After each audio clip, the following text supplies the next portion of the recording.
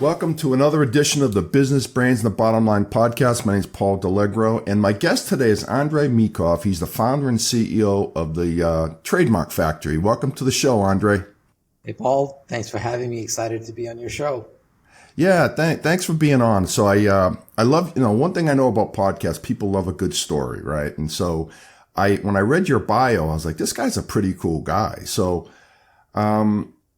before we get into what you do, and trademarking and intellectual property and all that stuff, tell me a little bit about your journey. You were born in Russia, you moved to Canada. Tell me a little bit about that, because especially what's going on in the world today with the Russia and Ukraine, it's an interesting part of the world right now.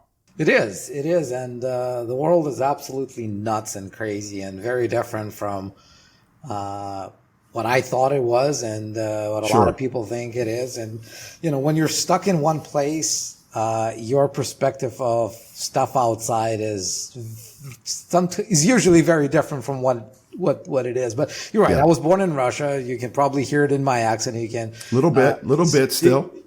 I can also speak with a better accent like this. I was born in Russia. Yeah. But sounds like you should be in one of those like Schwarzenegger movies. There you go. Yeah, or like Equalizer movies, right? Yeah, exactly. Yeah. And so was born there, lived there until I was 32. Yeah, until 07, basically. And in 07, I moved to Canada, and now I moved to Dubai. So that's kind of a short version of the story. I'm going to give you a slightly longer version of the story in that. So I was born to a father who was a famous composer in Russia. He wrote music for over 160 movies. Holy crap, that's awesome, dude. Yeah, but like he's known locally to Russian-speaking people. He didn't really get any recognition outside of the CIS countries. And so one day, so I went to Russian law school because I really didn't see myself as having enough talent to make a professional career as a musician, even though I did music. I still do. Like I have my, drum cymbals around me. Like I got two drum kits, I got a piano and so on. But, and I thought I needed a career that would feed me even when the times are hard, because that decision I was making in 1992 when Russia hit the bottom in terms of, the lifestyle and living standards. And so I saw that with my dad, that he was barely scraping by, even though, we were used to a much, much better standard of living. And so let me find a profession that's going to feed me no matter what. And so I went to law, but I didn't see myself as a lawyer. I didn't want to be a lawyer. Yeah, I know what you're saying. Right. Lawyering wasn't anything that excited me as the process, right? I liked the idea of making good money as a lawyer, but I didn't like the idea of doing that stuff. Right. And so one day I came home from my law school, and I saw my dad was absolutely furious. And I'm like, well, what's going on? What happened? And he says, well, we just caught a radio station that took my song, his song, and turned that into an ad for Samsung without his permission. Okay. And turned out to be one of the songs that I actually used to sing with him on stage when I was like 7 years old. And that was kind of one of the things he did when he had his concerts. He'd bring me in for the last 2-3 songs. I'd sing some songs and get all the flowers and all the candies, and he'd get nice. So that was that song. They recorded it. And to add insult to injury, like literally, he called the radio station, told them, hey guys, you can't take my music and, do whatever you please with that. And they told him to sit down, shut up, and be grateful that they were making him and his music more famous. And, if you doesn't work that way though. If you knew my dad, you'd know right away that was a very wrong thing to say to him. So before he slammed down the phone, he's like, all right, great. I'll see you in court. And then, so, he slams down the phone, and Now, at this point, are you an attorney at this point, or are you still in law school? I'm still in law school. And that's a great Okay. question. So in Russia, you don't need to be an attorney. You don't need to have a license to do civil cases. The only time you actually need to have graduated from a law school and have gotten the lawyer license in Russia is to do criminal cases. Okay. Right. And I had no desire of doing that. And so, and that was 1996. And back in the day, so Russia just transitioned from the Soviet copyright laws, which basically said authors only get whatever the state chooses to give to them, to a free market type of copyright laws. That's pretty much what every other country now has, with some changes. The thing is, there are no lawyers who had any experience doing this stuff with the new laws.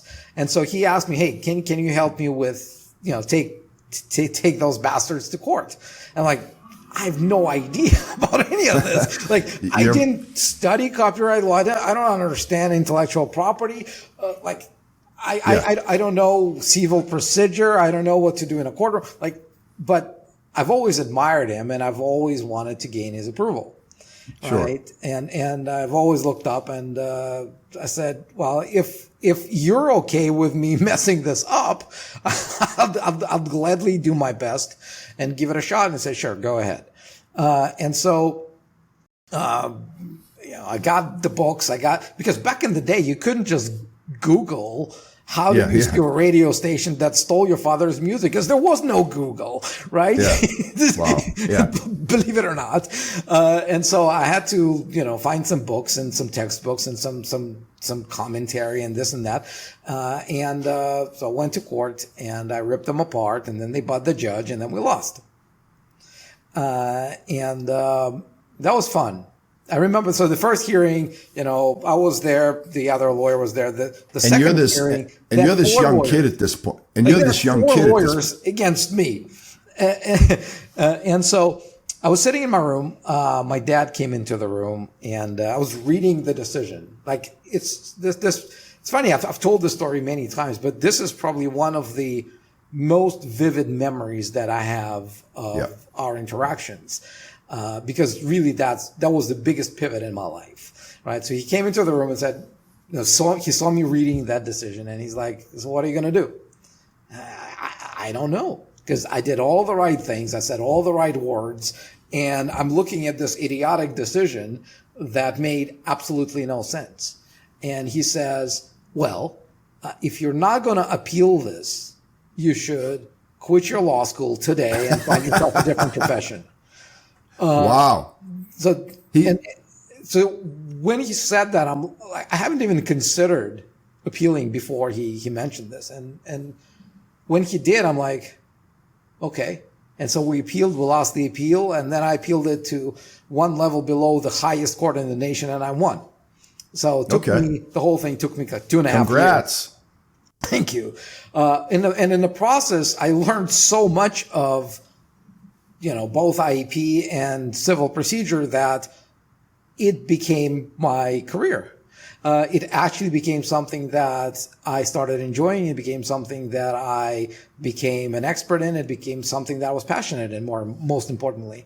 And so before I left Russia in 2007, there had not been a single a federal TV station in Russia that I had not sued successfully at once. Wow. And I only had to do it once, because when we would catch them again, and it all over my dad's music, by the way. Sure. Right? And so, because the next time all I had to do is just call them and say, hey guys, we caught you again.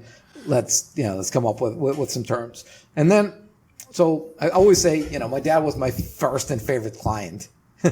And I've done So, quick question for you. Yeah, sure, go ahead. So, obviously, when I'm not Russian, the TV stations in Russia, are they owned by the government? Are that obviously, as Americans, we think that Russia controls everything, right, in their country. Is that the case, or is that a myth? So there's varying degree of control, let's put it that way. Some of them were significantly more independent than others. Some of them were more dependent, but there were not officially state-owned, right? Right. But, especially in the recent years, what's happening on Russian TV only happens because it's permitted by the government. But back in the day, before, really, that was one of the reasons I left Russia, is because I was feeling that the direction that Russia was going wasn't where I wanted to be a part of. Right. But, well, that was actually my next question, because that's a big decision, right? Yeah. I mean, Russia's your home. It'll always be your home. That's where you grew up. And you weren't like 15. You were a grown man, 30, whatever, something years old. Yeah. That's a big decision. And go into that a little bit more, why you left, like more of the details. So I was at that time working for the largest international law firm, Baker McKenzie in Russia, where I was doing IP work for the giants like Apple, Microsoft, DreamWorks, J.K. Rowling. Like, if you can think of a big brand, I've probably done some work for them in Russia. And I realized that I wasn't enjoying the climate, the political climate in the country, and wasn't enjoying the direction where the country was going. And I remember, so my dad has always been anti-Soviet state, right? And he was like always kind of preparing me that, Russia wasn't the Soviet Russia wasn't necessarily the best place on earth, right? And I was finding that the more successful I was becoming in my career in Russia, the harder it was getting for me to even think about, going somewhere and starting everything from scratch. And in 2007, I realized that if I don't do it then, I'll probably never do it. And I've always wanted to try. And so in 2007, I decided to go to Canada. It was the easiest place to immigrate to from Russia that had English as a state language. And so that was actually my next question. Why Canada? Yeah, because U.S. was harder to get to. Not now, though. By the way, all you have to do is walk over the border and just let anyone in. Who knew, right? Yeah. And we pay you. We'll just give you money too. A place to live, money. It's a great system. Yeah, I know, but it's sad, and to your point, initially I was thinking, hey, I'll go to Canada and that'll be my springboard to go to the U.S. because my first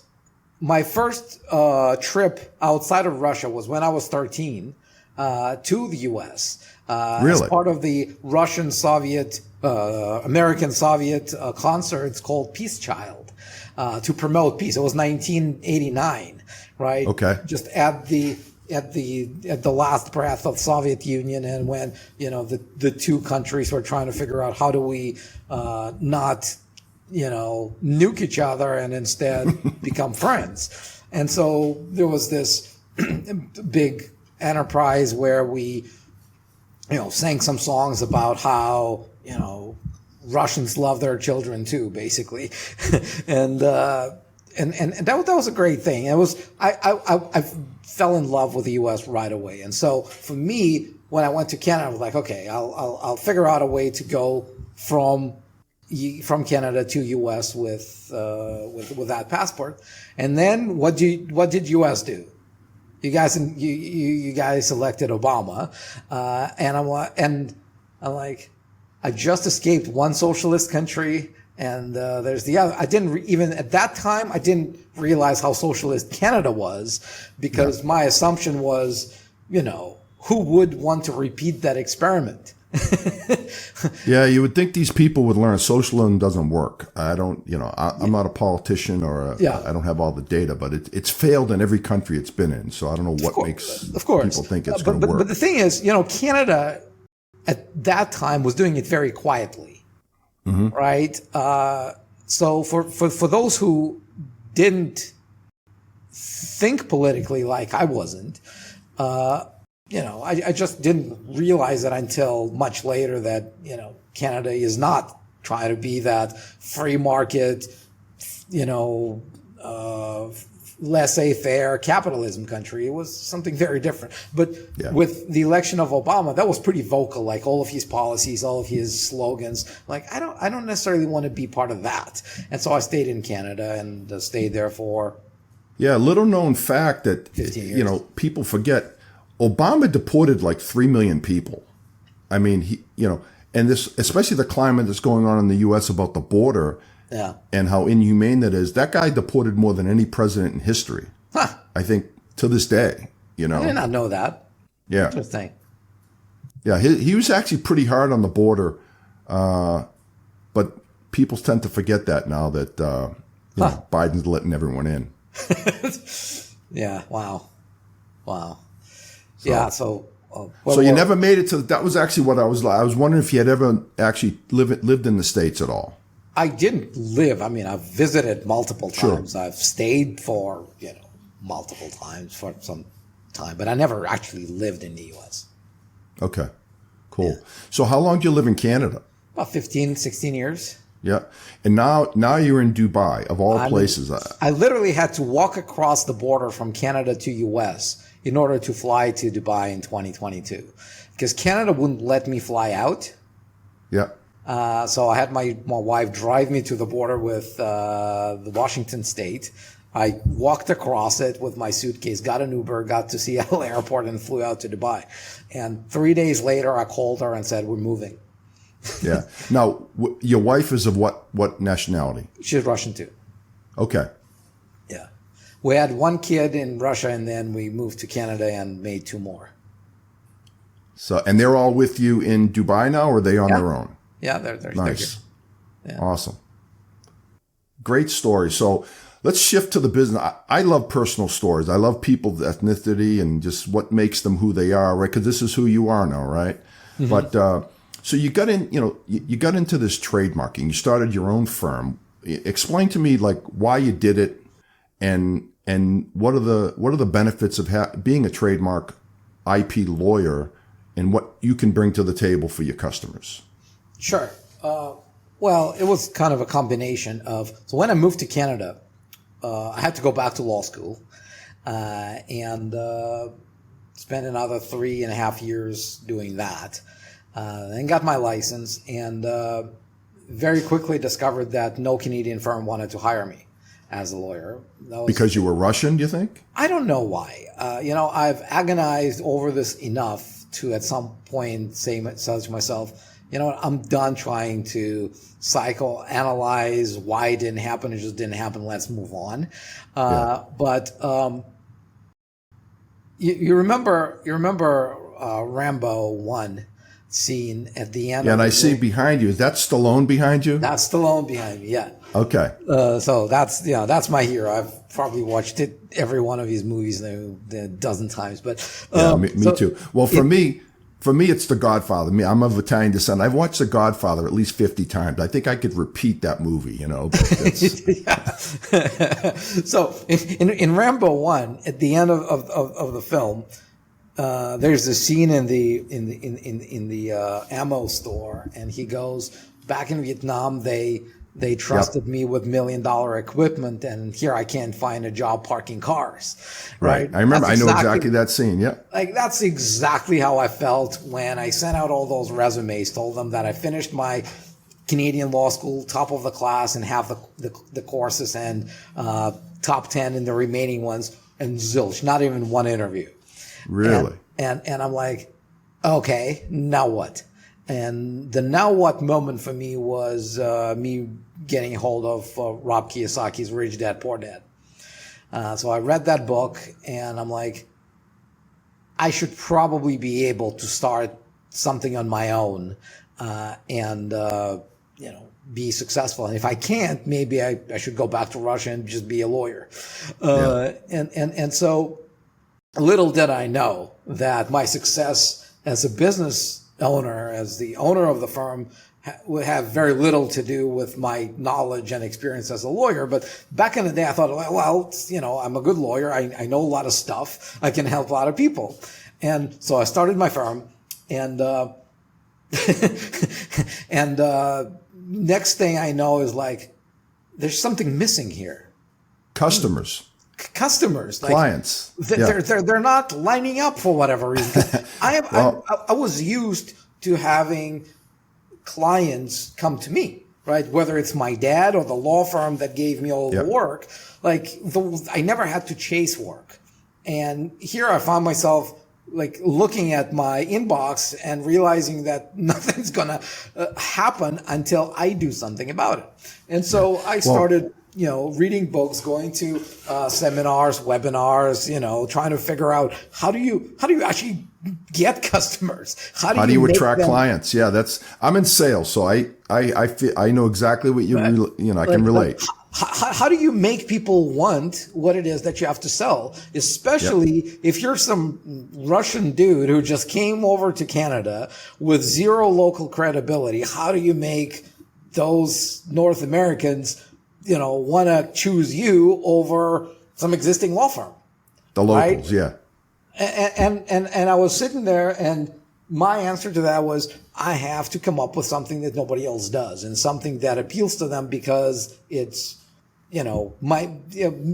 albeit crazy, it's actually better than what the market currently offers. And that's how the idea of Trademark Factory was born, where we do what I call trademark registration services with a guaranteed result for a guaranteed budget, where you get one flat fee that covers everything from start to finish, no matter what happens in the middle.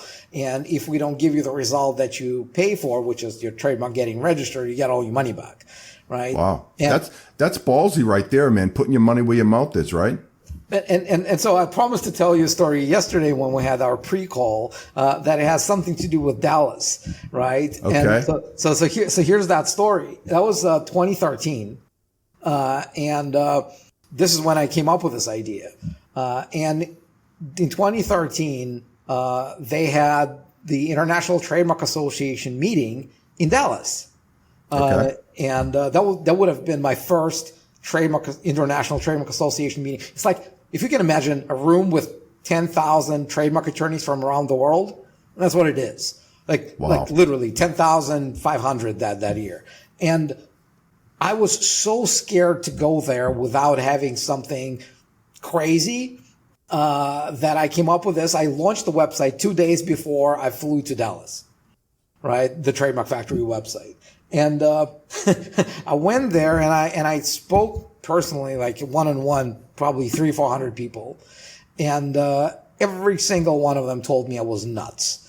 Every single one of them. That means you're doing the right thing, by the way. Exactly. Yep. Like every single one of them told me it could not be done. Like the first 10, I was like, I don't know, maybe I'm not saying something right.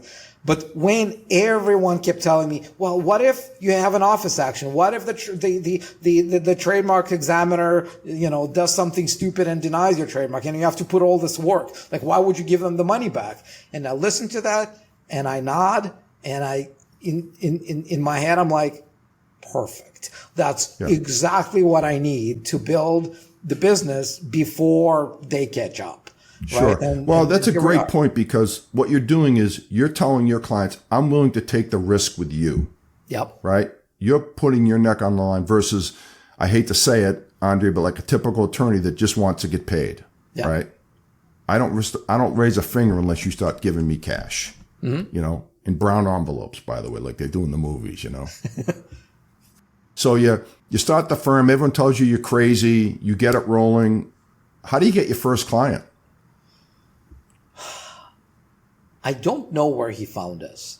I honestly don't know, but I remember who the client was. It was a vegan pizza house in Vancouver. Wow. And I still remember the guy. It was some Vietnamese pizzeria, a hole in the wall, really. But he wanted to do something with it. Like it had a meaning to him that he wanted to be this vegan pizza house, and he had a logo. And so, back in the day, I was doing everything in person. I would, go to the guy. We met, we had a conversation, and I offered him, hey, we can do this, but the way I work is, I said, we have one flat fee. You pay everything up front. If we don't get it, you get all your money back. And he says, well, this is weird. That's not, what I expected. And I said, well, this is much better because if something goes wrong, it's my problem, not yours. So our interests Right. are actually aligned, because my interest as the trademark guy is for your trademark application to go through as quickly as possible with as few problems as humanly possible, because with a flat fee, that means I have a good margin. I make Sure. money on you. Yeah. What I don't want is for this to have a problem, for me to have to spend more time trying to fight this with the government. And well, guess what? That's exactly what you want as well, right? You want your trademark to go through as quickly and as painlessly as possible. Whereas with every other option, it's the opposite. Because Right. like the traditional law firms, as you said, right, they make money fixing imperfect applications, right? That's how you can pay them, I don't know, $500 up front. And then that $500 can easily turn to 10K, because Right. when they get this letter from the government saying, hey, there's something wrong with your trademark application, what they're going to do is they're going to send you a letter and saying, we just got an office action from the government. They allege that your trademark application has this problem, this problem, this problem, this. But don't worry. We're going to respond to your trademark to this office action. We know how to do this. We have dozens of years of experience. Don't worry. We're going to do that. You have signed a retainer that, allows us to charge you at $350 an hour. Don't worry. We're going to deal with that. And so they do that. They respond to the office action. They bill you for, 5-7 hours. And, then you wait another 3-4 months. And then 3-4 months later, you get another office action. And they report it to you and say, well, you know what? We responded, as you know, 4 months ago to the first office action. The government still has some issues with your trademark, but don't worry, we know. Right? And this bullshit keeps going on and on and on and on until they either succeed, and it obviously happens because they know their craft, or until the client runs out of money, or what often also happens, unfortunately, is that sometimes they file a trademark that has no chance of going through, Right. because they don't really care. They don't have a monetary incentive to get your trademark approved, to get your trademark registered, and we do. Yeah, no, that to me, that's the big difference, is you have a vested interest in your client to succeed, because if your client doesn't succeed, you're not getting paid. Yep. I hate giving refunds. Now, that's a good question. How have you ever had to give a refund? I'm assuming you have. Well, yeah, of course. So there's two types of refunds that we give, and both are very, very useful for clients. Like the first one is easy, right? The first thing we do once you become a client, we check whether your brand is trademarkable. And if it's not, we're going to tell you, hey, this is not. Don't waste your money. Yeah. Don't waste your time. Don't waste your money. And so they have two options. They can either get all their money back and pretend they never bought anything from us, or they can give us other options until they come up with something that they love and we tell them is registrable. Right? That's how we get to 99.3% rate of success, because we don't want to file trademarks that have no chance of going through. It's stupid. Right? And so there's a lot of people who are so in love with the idea of their brand that they don't understand that owning a brand is a lot more valuable than not owning the brand, but running under it. But, we don't force them to pick one option or the other. If they want a refund, we're going to give them a refund. And, that we do obviously on a weekly basis. It's part of the process. Now, the second refund is when we tell you, hey, this is going to go through, but it doesn't. Like we missed something, or the trademarks office saw something that wasn't there, but we can't convince them that they should approve the mark. We have given a few of those. That's why our success rate is 99.3 and not 100. But 0.7%. Not bad. Especially if you consider the industry average, which is by USPTO's own statistics, is 51.7%. 51.7 versus 99.3. I'll take that any day of the week. I'm going with the 99.3, by the way. Yeah. So with the world changing, right, with technology and artificial intelligence and all that, how is that affecting your business? Because I'm in technology sales, so I always try to tie that into, people can do their own thing now. They can go online, they can file, trademark, whatever. Is that affecting you in a positive or negative way? I love technology. I love AI. We use AI all the time for different things. We use it in our searches. We use it in our marketing. We use it in our some of the business decisions, some of the research. So I love AI. The thing with AI is you need to be able to understand the quality of what you're getting as the output from AI. And if you don't, you're going to have a problem. It's like, if I ask AI, hey, write me a text in Chinese, and it gives me a text in Chinese, I have no freaking clue whether what it wrote to me is any good. Right? I can assume that it's more or less correct, but I don't know.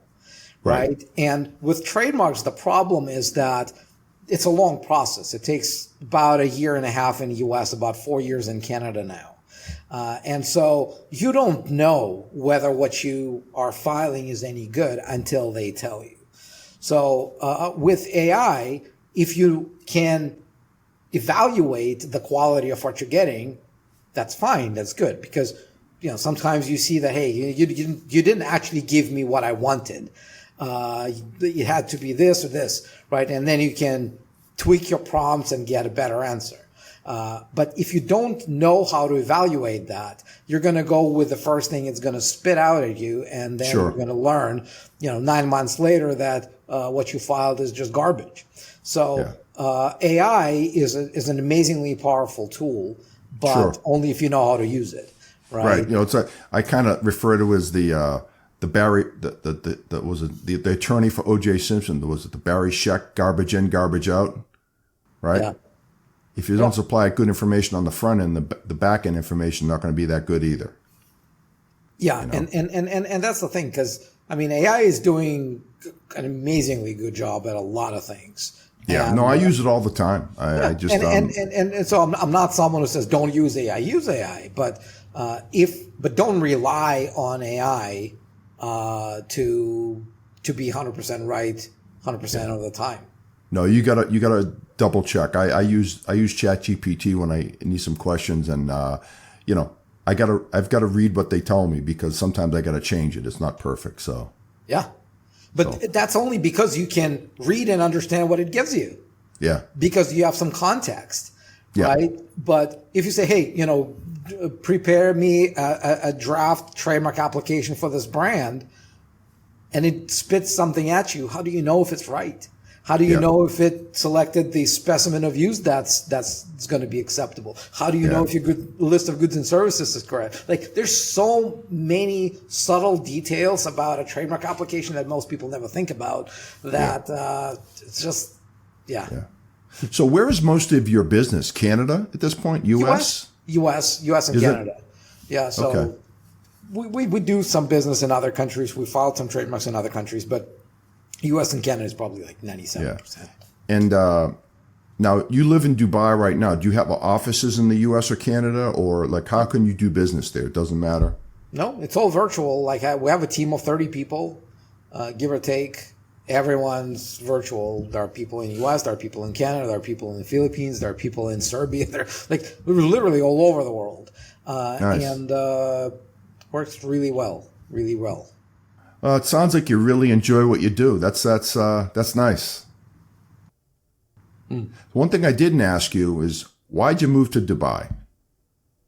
When I moved, I actually had a poem around this, and now I have to change it because there's some changes here. But when I moved, the poem was 0% corporate tax, 0% personal tax, 0% snow, and 0% Trudeau.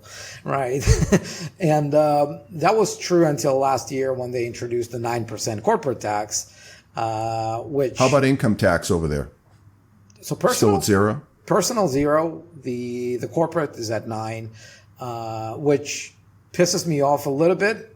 But still, 9% 9 plus 0 is better than 27 plus 53 in Canada. Yeah. So No, the tax rates in Canada are ridiculous. So I don't blame you for moving out of Canada. That's for sure. Right. But there's more to Dubai than low taxes. The great thing about this, well, first of all, everything is in English, right? So everyone speaks English. Nice. All signs are in English. All menus are in English. All services are in English. So I don't have to be frustrated that nobody can understand what I have to say to them, or Sure. That's one thing. The other thing is they don't stigmatize success. They actually want people to want success. They glorify successful people. They make a use case of like, hey, if you want to be successful, live here because it's super safe, and you're not going to be guilted into trying to hide that you're successful, which is something that's definitely happening in Canada a lot. And my understanding is also happening in the US. And that's a shame because to me, I'd agree with that. The US used to be that country where everyone wanted to go to because of the American dream, right? You could come from nothing. You could come up with something amazing, give the world a lot of good stuff, and the world would reward you with you living a successful life. And now you're being guilted for being 1%. Like, what the hell is that? Right. That's ridiculous. I completely agree. There's none of that happening in Dubai. Nice. And that I like that. I like that and your kids are liking the change? Well, kids are getting used to it. Let's put it that way. So there we'll are leave a few it at things that. they loved in Canada. We had a few of our fights, but the good thing is they have always been homeschooled, right, from day one. They haven't spent a day in school. So another smart move, by the way. So that transition was easy, right? I guess they there's a lot of protesting just for the sake of protesting. That's what kids do. But when you actually ask them, what is it about Canada that you liked more than you like here? They're struggling to find a lot of reasons. Yeah, right? Over time they'll get with the program. Now here's another cool thing about Dubai. It's just so ridiculously safe. Like, I can go to the beach, by myself. I can leave my phone on my towel, and I can go swim for 20 minutes, and the phone is still going to be there. Yeah. I can let my 9-year-old son just go out at 10 p.m. And walk for an hour to his friend and back, and not worry that someone's going to snatch him and kidnap him and do something stupid, and that's also important. And I also don't have to worry that some social worker is going to grab him and tell me that I'm not doing my job as a parent because I'm endangering the child by allowing him to be a child. This is something we have in Canada that's also ridiculous, right? You can't let your children be unattended for 3 minutes, like almost grown up children. So it's ridiculous. Well, I don't want to dive too much into politics, but I think you and I are probably in agreement on our political views. That's for sure. Yeah. So, well, hey, Andrei, we'll close on this. If anyone wants to get in touch with you, needs some help with their trademarking and intellectual property type things, how would they do that? All right. There's two paths. One path is free. Is if you're still trying to figure out, more about trademarks, if you want to understand the context better, there's YouTube channel. If you go to YouTube, you search for Trademark Factory. I've posted over 1,000 videos there. Okay. Right? If you have a question about trademarks, I've probably answered it more than once.